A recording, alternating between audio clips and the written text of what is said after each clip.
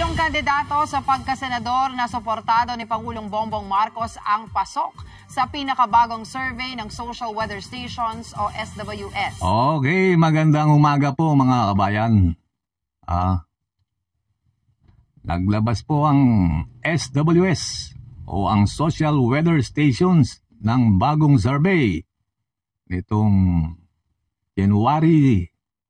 Ito po ay ginanap noong January 17 to 20 mga kabayan. Siyempre, nangunguna pa rin po si Erwin Tulfo. At magandang balita para kay Marcoleta. Umangat po si Congressman Marcoleta. Ayos number 1 pa rin po si Idol Erwin Tulfo po. Kahit anong gawing paninira ng mga naiinggit sa kanyang mga broadcaster, mga kabayan, number 1 pa rin si Erwin Tulfo. Dahil po yan sa kanyang mga public service. At siyempre, doon sa kanyang mga kapatid, ang kanyang kapatid na si Rapi Tulfo at si Ben Tulfo, mga kababayan. Ang number 2 po ngayon ay si Eat Bulaga. Dati sa Tangerine, number 2 si Senator Bongo. Pero dito sa SWS, si Tito Soto po. Eat Bulaga. Mula pari hanggang hulo. Siyempre, malaking tulong sa kanya ang programa ng Eat Bulaga.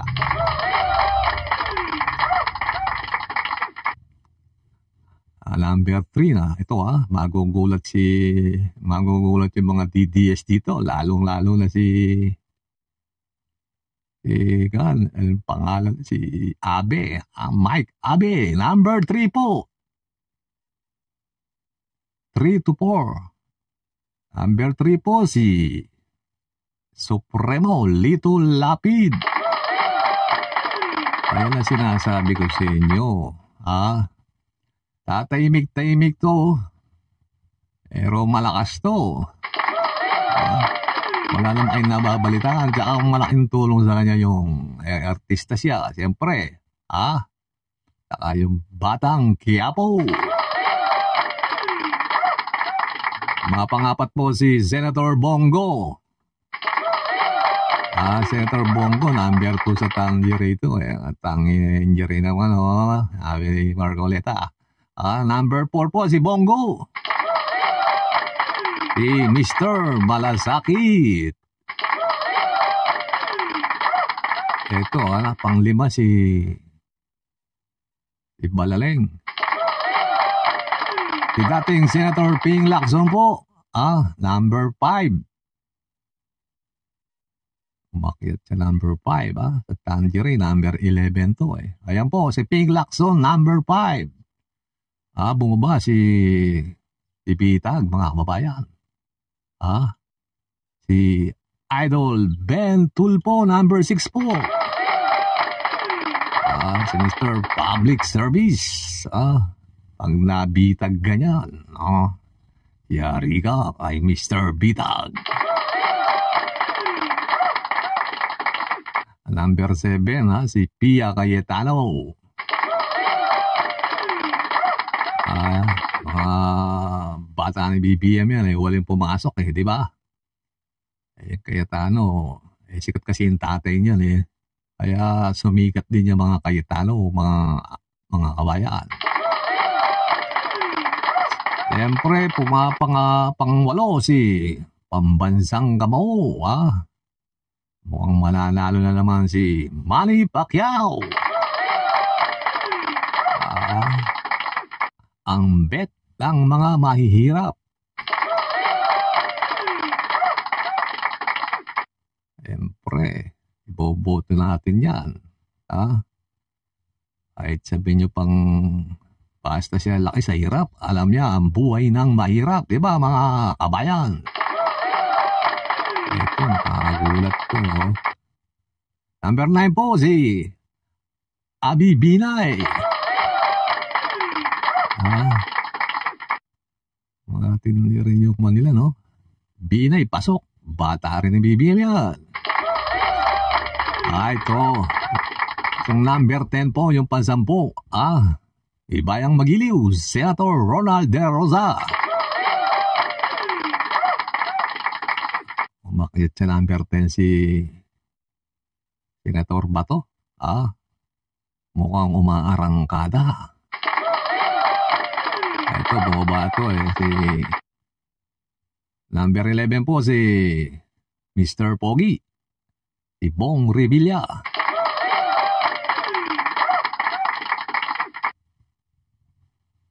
Number 11 din po. Naglalaro sa 11-13. Si Bigyan ng jacket yan, Willie Revillame.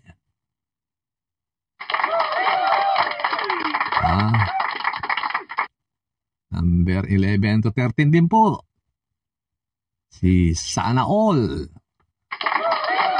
Kiko Pangilinan.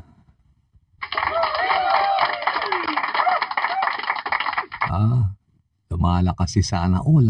Sabi ko sa inyo, unti-unting bumabalik yung mga dilawan baka hindi nyo napapansin nagkaagulo yung mga Duterte. Nag-aaway-aaway yung Duterte tsaka Marcos. Unti-unti silang umangat. Mamaya nasa ibabaw na naman yan, mga kabayan. Sa number 14 po. Number 14. Nako. Patay.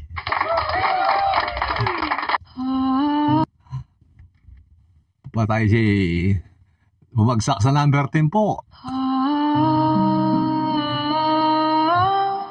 Mukhang hindi na yata papasok sa top 12. Si Amy Marcos.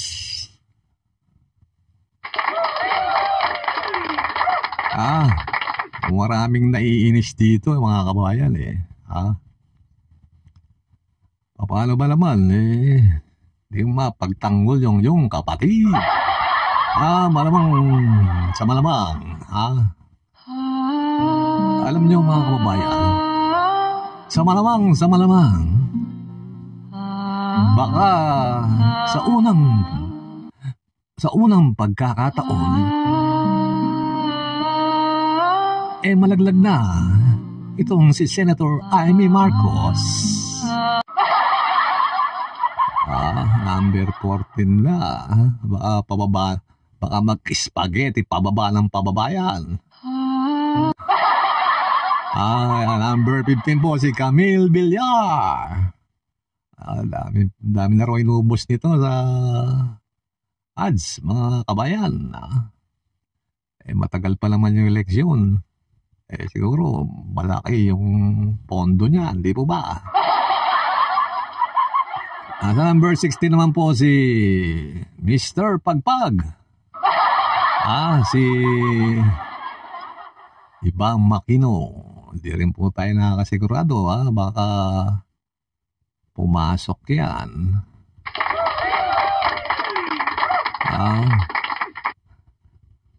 Baka tatahimik-tahimik lang yan 16, baka susunod pumalo sa number 12 yan. Ito pong number 16 to 17 din po. Sumusunod kay Bang Makinos, yung si Doc Willie Ong, mga idol. Ito, nako. Si Ben Harabalos, mga kabayan, nasa number 18 and 19.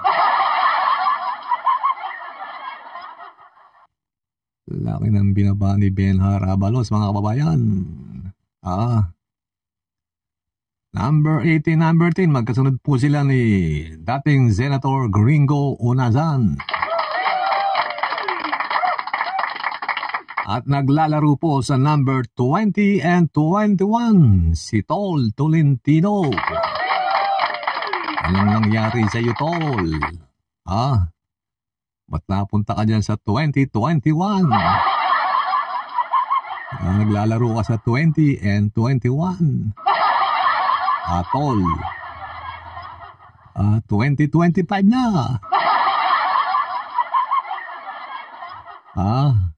Ba't napunta ka ron dyan, Tol? Dito naman po sa sumunod kay Tol Tolentino, mga kabayan. Itong si naglalaro din po sa 20 and 21. Ranking po yan. Number 20 and 21 si Ipe Philip Salvador.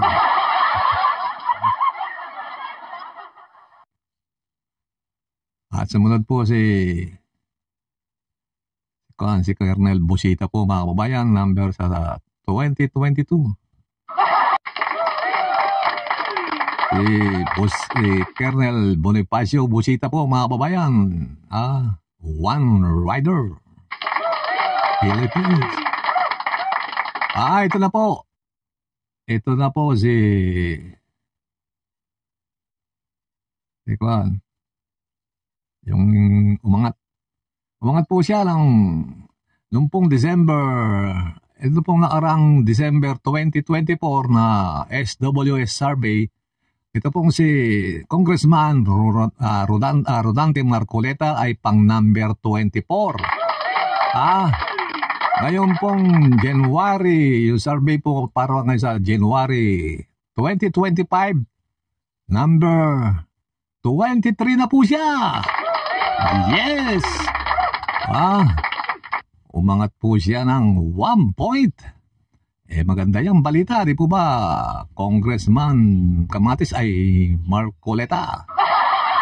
Isipin nyo, mga babayan, no? 20 December, number 24 siya. January, number 23.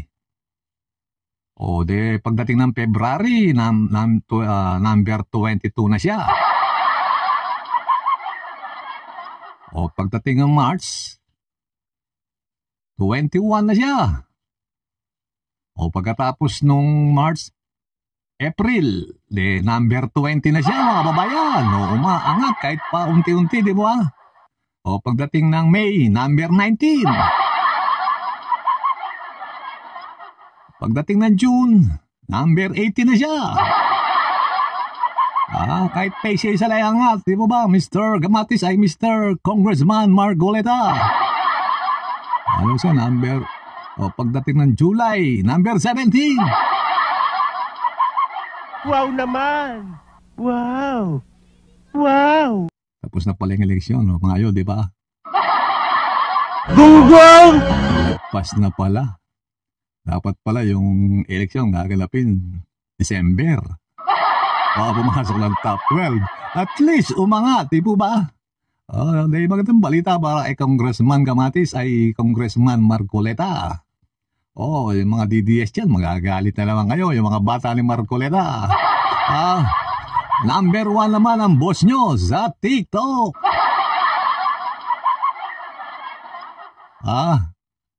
Tingnan nyo, yun, nakikita nyo naman, di ba? Noong December, number 24 siya, pero ngayong January, yung ranking niya, number 23.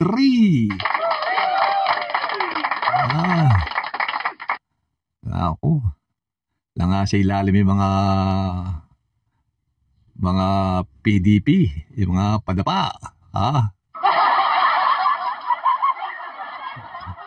Dalawa pala yung pumapasok, si Bongo at si Senator Bato. Ito si Bato, si Bayang Magiliw, hindi pa po nakakasigurado yan, Alangalin pa yan. Kung gusto makasigurado, dapat nandito ka sa number 7. O kaya number 6 yun. Pero may mapapayo ko doon sa mga nasa ilalim lang, kulelat dito sa survey, mga kababayan. Total, sa mga eleksyon, makita nyo naman, sumasayaw sila, lahat ginagawa nila, di ba? Lahat ng pakulo. Sumasayaw, pati nga si Marcoleta, sumasayaw na rin, di ba? Kailangan gusto yung mag-trending. Gusto yung mag-trending, ganito.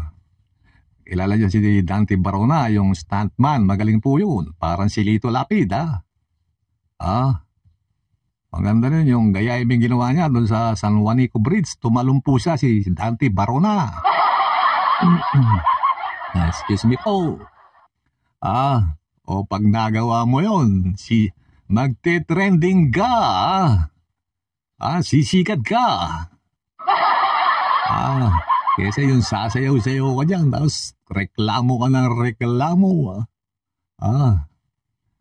Okay, magandang umaga rin, magandang umaga ulit po sa inyo. Hanggang dito na lamang po. Ang inyong tatandaan. Ay, abangan nyo nga po lang, mas masaya to mga kababayan sa February 4. Dito na po magkakaroon ng public hearing para doon po sa mga vloggers na magagaling magpakalat ng fake news, mga kabayan.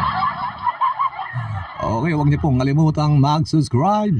Pakipindot na rin po ang notification bell, para updated po kayo sa mga susunod po nating mga pang-okray dito sa mga politiko, mga kababayan.